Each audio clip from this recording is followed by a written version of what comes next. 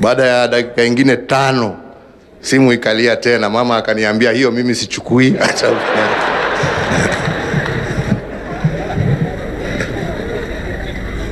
Nasema wacha nichukue. Ulikuwa wapi? Nilikuwa naoga, nilikuwa najitayarisha. Wacha moto wake. Simu ikapigwa chini, pa, nikawachwa nimeshikilia namna hii. Kapigwa tena mara ya 3. Baada ya dakika 10 tu, hiyo dakika 10. Mzee ni sore, nimesema ni sore, nataka ufike hapa. Alikuwa hapa Nakuru. Ufike hapa na uwe hapa mbele ya saa 1 kuisha. Sasa nasema jameni. Lakini mimi nikajua mjinga peke yake ndio anajipeleka kwa moto. Nikaweka simu chini. Vile Sali alisema hapa, karibu wiki moja mimi nikapotea huko chini. Mimi nikasema mimi sikaribii mpaka hii joto hii iishe. Lakini vile alikuwa mkali, hivyo tu, akikusamehe alikuwa amekusamehe na akasahau, na hiyo mambo ya jana inapita. That is what he was like. So I can truly say, you see, there's only one way of verifying that story was true, and that is the reaction of First Lady Margaret Kenyatta. Very true. That story is completely true, going by her reaction. But Francis, I've never seen her like that, actually laugh in that manner. Yes, she was completely I remember that. cracked up. Francis, Uhuru Kenyatta, basically run us through what you've seen over the last 1 week in the manner he has conducted this, being the president in charge at a time his mentor is being buried. For one, I observed that it was not just preparing for the burial of a former president. It was very personal for him. The attention to detail, even his demeanor and body language and the facial expressions sold him out. Look, when he went to view Mzee Moi's body, even the media was kept away until later on. And you could see the emotions. And then even that Sunday when he went to inspect the Nyayo Stadium preparations, once again you could see a lot of personal interest and attention to what was happening. But also on Tuesday, during the funeral service at Nyayo National Stadium, you could clearly see that it was not just mourning a former president, it was mourning a person who was very personal to him, somebody he owes greatly. No doubt, because it is retired President Daniel Arap Moi who plucked Uhuru Kenyatta from obscurity, hoisted him into the national limelight, nominated him as a member of parliament, and eventually appointed him as his heir apparent, even though unsuccessful in 2002. Years later, 10 years later, Uhuru Kenyatta became president. So for him it was very, very personal. Very personal. And unlike other politicians who spoke at Kabarak and said quite a number of things, his speech was very brief. Very brief. Devoid of politics. Devoid of politics, right. Very brief, very personal. That shows you the kind of attention he paid to Mzee Daniel Arap Moi. And you would hear him say he was his father. You know, he was his father. Tells you the kind of a relationship they had. And he also pointed out that Moi basically worked with them since the death of President Jomo Kenyatta. Remember, Uhuru Kenyatta was only about 17 years old when the first president died. But Yvonne, it didn't quite betray emotion. He still retained this stoic presence, head of state, man in charge of this whole ceremony. He was presidential up until that little snafu at some point, when he walked away, and I thought, oh, okay, fine. Oh, that was a brief statement, and then he came back. That was a little awkward. Then he didn't quite articulate this referral hospital that they're going to build in Kabarak. That for me was the only little, sort of glitch in it all. But I think everybody, it really was. Yeah. Like he rushed to the stage when Gideon was there, and then Gideon had to step back. Or there was something, and then it didn't seem like that had been written or And planned who or reminded thought him out. to go there? I don't know. It felt like he got a WhatsApp message like, hey, Linus, it looked like an afterthought. Yet this was at the heart of what was going on there. I mean, if you're going to make a promise, in a sense, to help accomplish the dream that Moi had, that should have been right at the center of whatever he was going to speak. Like, could not have been an afterthought. And then it was very short on detail. I mean, he's saying, well, there's a referral hospital that hasn't got to the level where he needed to Tasaidia. Then talked about this solar thing that they would start, and then the money would generate money. It wasn't very clear, like, how was that going to happen? Are there people who are going to pay for the solar energy on the side, and then that money is used to, sort of finish whatever was going on?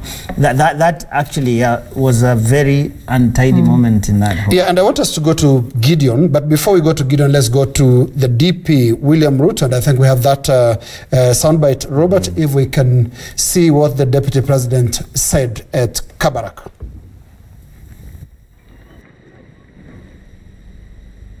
Today we send off an icon, a great man, a statesman. And let me say just 2 or 3 things about Moi. For those of us who knew him when he was about to exit, in fact, we became his last bones in politics. We saw and learned many things from Moi. Moi, as has been said here, in matters, his passion for education in our country led him to develop the most professional, world-class human resource through his passion in education. Today, Kenya prides itself with a professional, world-class working population, not just working in Kenya, but working in many parts of the world. And that is why remittances from our diaspora has gone beyond the money we get from tea or even coffee, because Moi invested in education and developed our human capital. So he ended up, this Deputy President Joe, and political observers were definitely waiting to hear not just what the Deputy President said, but what a lot of the politicians will say about President Moi, considering that a lot of them that gathered in Kabarak are creations of the former president. Is this the tribute perhaps you were anticipating from DP? Well, I think the DP was in a difficult place. I mean, one is that everybody knows that the DP in the latter years of the Moi's life, whether you talk about the latter years of his presidency and even into retirement, that they didn't have at least publicly, we didn't get to know that they got to mend ways after they parted ways. And we saw, for example, when he tried to go to Kabarak to see them there when he was unwell and he couldn't get access and that sort of thing. So there was a sense that he didn't quite make up with the former president before he died. At least publicly, that's what we saw. It could have happened, we don't know. But generally, that is at one level. The second level, of course, is that there is a rivalry that exists between him and Gideon Moi. That is an open secret.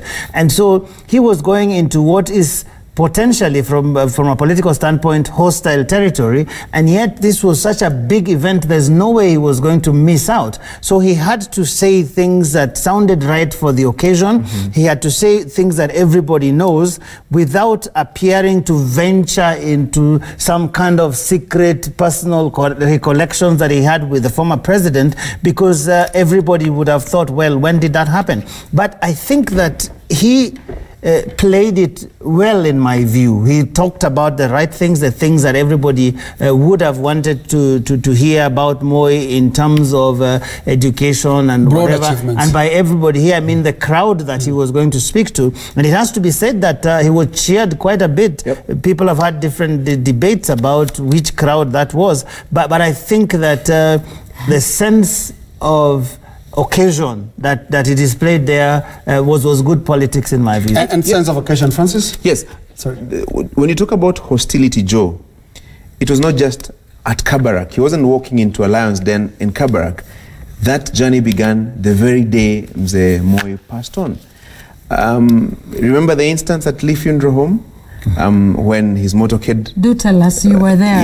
His motorcade explain left that to us. Harambee House Annex, coming to Lee Funeral Home, then diverted, went back to Annex, where he issued a news conference about the program. I mean, there were all manner of talks about whether he was being isolated in the plans or he wasn't. He gave our Higa Maura an interview about it and, I mean, dismissing claims that he was being isolated. That is what was said, but you could, in a subtle way, see there was some kind of hostility. And no doubt, because the question would be, was he not interested in mending fences with Mzee Moi, or he was denied an opportunity to do that by some members of the family, and particularly the Baringo senator? Because no doubt about it, as Lina says, I mean, and as Joe says, there's no love lost between Gideon and William Ruto. So shows you the kind of a scenario that we are in. And even as we move there, even the handing of the baton to Gideon was not an idle kind of a scenario. Mm-hmm. It was symbolic, and politically so. Right, and we want to still stay in the family. Jamila, Gideon Moi gave his vote of thanks that seemed to leave out a few obvious, well, at least names. One. Yeah. And one of them was Lin Jiru, who was in that crowd. We know him as President Moi's long-time press secretary. In fact, I think growing up and in that crowd, he was huko. Alikuwa kule nyuma ya tent. And they talked about everyone, the everyone, driver, but they didn't mention him, the nurses, the doctors, everyone, and I was stunned. And they didn't mention Lin Jiru. And for us, even growing up covering Moi, Joe and Linus and myself, Kidogo, he was the guy who always used to call. If you wanted anything, he'd one who'd read press statements. In fact, now after Mzee Moi left power and he started ailing, Lin Jiru had all these anecdotes, all these stories he had to say about Moi, and it clearly showed you that this is someone ambaye alikuwa close na yeye sana. He even talked about when Mzee Jomo Kenyatta died, he was there and he had all these things to say. He mentions even how where President Moi, I think, went to Australia. He was attending, I think, a Commonwealth meeting, and his fimbo ya nyayo ilivunjika, and he would not address unless fimbo ya nyayo nyingine ikaletwa, someone had to panda ndege na ikawapata kule mbele. So he had all these stories about Moi, and it showed that this was someone who was close to him, but he was mentioned nowhere. Hakupewa nafasi ya kuzungumza, hakutajwa wakati wa kusema asante, ni kama hakuwepo. Put it plainly, there are politics even at that level.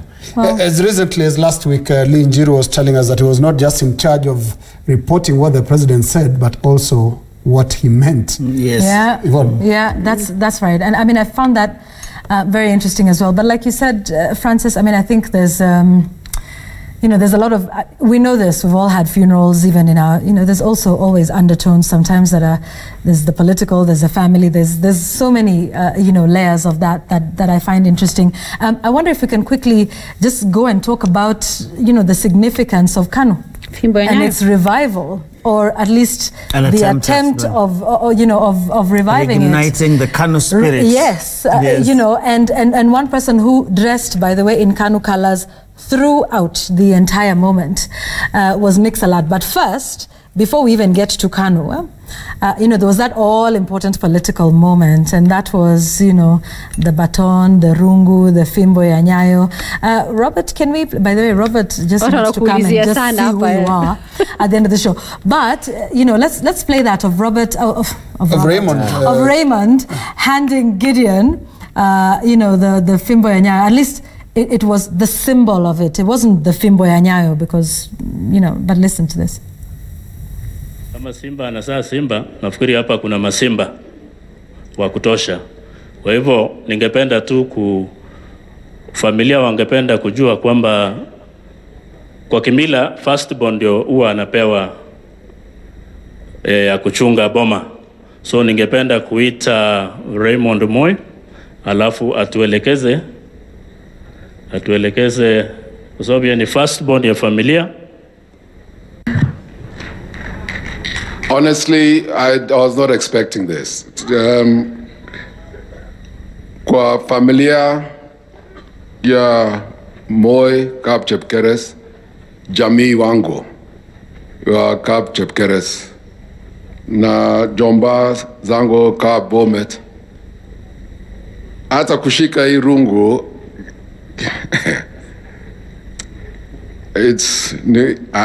anyway, nitashika and I'll do my best na nitajaribu. You had something to say about first about how he held about the way you hold the rungu, where it comes from. There's a particular way you don't hold it like that. No, you can't hold it like that. Why, you were saying he was holding it like a what? No, you can't hold it like that. Hold it with one hand. And I see how you're avoiding what you said before. Are you trying to be politically correct now? That was during the break. And what is said in the break? It's left in the break. It's left in the break. I see what you did there. But let me just say this about this particular moment, and you had Gideon Moi there talking about the Kap Chepkeres clan, because they have crafted this very carefully to first of all make it about the family, because the rungu ya Moi is a family property essentially. There is no non-Kalenjin rungu as such, but we do know that Moi used that rungu as a political symbol. Now within the family, and you had Raymond there saying that the one that will take care of the politics or will represent the family in politics is Gideon Moi. And the elders who performed this to perfection in terms of culture, and especially of the Maasai culture. And I would say they've borrowed heavily from the Maasai, because you then take it and then pass it on to the eldest son. And then the eldest son, Raymond, then decides, no, in terms of politics, it will be Gideon. So culturally, they got the script right. Politically, I think Kanu and the Moi family did not want to waste this moment of having this symbolism playing out before not just the crowd that is gathered there, but before national television. So in terms of political symbolism, it was quite well played. On Sunday, while hosting Kirerembe, I spoke to George Wenaina. He's Kanu's trustee, he's one of the trustees in Kanu. And he told me something that I found very interesting, that we will not allow Kanu to be buried with Mzee Daniel Arap Moi. That was profound. And what I also found interesting is Gideon saying, I did not expect.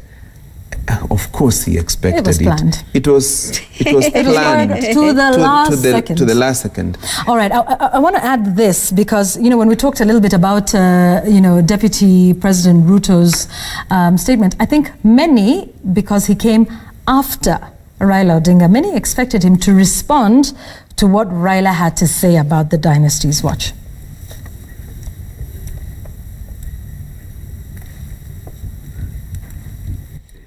The elder one.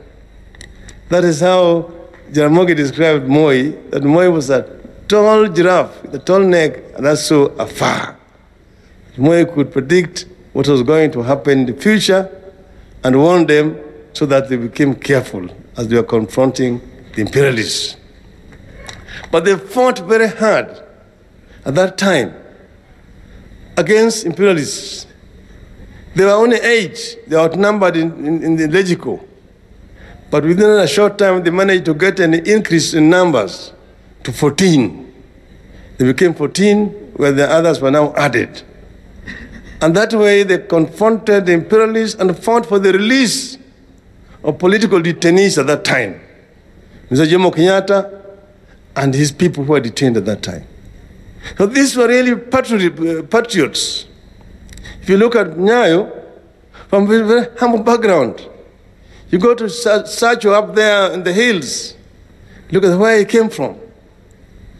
And he managed to come out from there and join the nationalist movement and become the second president of this country. It's a great thing. He came from poverty. Just like Mzee Kenyatta also came from poverty. Jaramogi also came from poverty. So nobody can therefore talk about dynasty, talk about... And Ruto, the deputy president, took the high road. Huh? Many would have thought, because it's very obvious, you know, who he was addressing the statement to. it is also important to note that it is not the first time that Raila Odinga is speaking about the dynasties versus hustlers narrative. During the Requiem Mass for Jane Kiano at St. Francis ACK Church in Karen, he spoke about it. President Uhuru Kenyatta himself, last year in August, on the 22nd at Holy Family Basilica, spoke about it. And it tells you something. In fact, let's listen to President Uhuru Kenyatta on that dynasties versus hustlers story, then we give it context. You know, when you hear people out there, you know, they talk, oh, huyu mutu fulani dynasty hii, sijui dynasty hii. It's not about that. Leadership is not about where you were born. It's not about where you came from. It's not about the color of your skin. It is not about your tribe. It is just about a desire to serve, a desire to do good, a desire to make a difference in the lives of people. And anybody can do that. Yes, interesting. You see, that statement yesterday and in August last year and at St. Francis was simply directed at the deputy president, because the fashioning of his campaigns for 2022 is the hustlers, the ordinary people, Mama Mboga, Msewa Boda Boda, those ordinary people, the voters, so to say, that you don't need a big name or to have come from a big family. You can approach those people directly and seek their mandate. But on the other hand, there's also a story of, oh, he's being isolated by the big names, by the big families, because they want to consolidate power.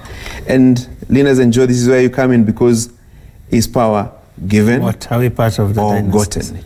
No, I guess we're coming in as journalistic dynasties. Of course, journalistic dynasties. But I Of course, think hustlers, and Jamila and I. a few things. And where did that leave me? You're a hustler. A few things I think that are worthy of note if you think about the context that Raila Odinga was giving this story.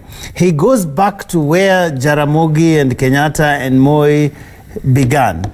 And he says these were poor people, they had poor backgrounds and that sort of thing. So in a sense saying that, look, whatever you see now, it wasn't always like that. And then where does he land it? He says, if he goes further on, he actually says, therefore, Gideon Moi has a right to run for any office in this country that he so desires. So in a sense, he was saying that this was the right place to say that thing for him politically, because there is, in my view, a political dispensation that we are entering where people will be looking for new alliances and that sort of thing. So it is not inconceivable that whatever political arrangements will emerge out of the conversations we are seeing, you will probably see Raila Odinga somewhere with Gideon Moi. And what is he trying to say? That this guy is just as eligible as anyone else for whatever position may come up in the new dispensation that is coming, notwithstanding the fact that he comes from the family of somebody who has been Kenya's longest serving president. So the setting of that statement was not coincidental. I think it was meant to underscore the fact that whatever emerges out of this, don't you start telling this man that because your father who was president is now buried, also your political ambitions are also buried in together with him. Francis, it's going to be a very interesting race to 2022 because this seems, unfortunately, to be the platform because the deputy president has gone on record as well, basically saying it's about hustlers, where he belongs, versus the dynasties. What will happen is when you profile people, when you tag them, they will fight back. That is how That's granted. That is how nature works. And what you've been seeing whether it was at the funeral of the late Jane Kiano or yesterday at Moi's, you're seeing the dynasties saying we are ready for battle. And they're also making the broader argument that why should you profile them? Why would they be victimized because of the families they come from? And you know, this conversation has a potential to go nasty. And you would see it online, because I've seen today very, very sad twists, like questions that say, okay, you hustlers, where were your fathers when our fathers were fighting for independence? That's a very nasty question. Absolutely. Yeah. And also, contextualize it with the 40-day delegations by KANU to Kabarak. Assuming the Moi family specifically to condole with the KANU chairman, Gideon Moi. I don't, it seemed like it was, again, choreographed. I'm not sure, but then again, I don't know that Nick Salat would go up there and say something that hadn't already. He made it sound like it's a request they're going to place to the Moi family that for the next 40 years, 40 days. Allow 40 days. We know what Moi said. How long KANU was 100 years. It's 100 years, so I'm 60 years short. I'm sorry. If KANU was in power for 40 years before it was. Yeah, so you're just adding another 40 and 20. And the request was for the next 40 days. Yeah. Allow us to come in and but you know, he also does it publicly, because he could easily have made that request in private. But you know, I just want to add, there was that big attempt to, you know, just use this stage to galvanize the return, if you like, of KANU.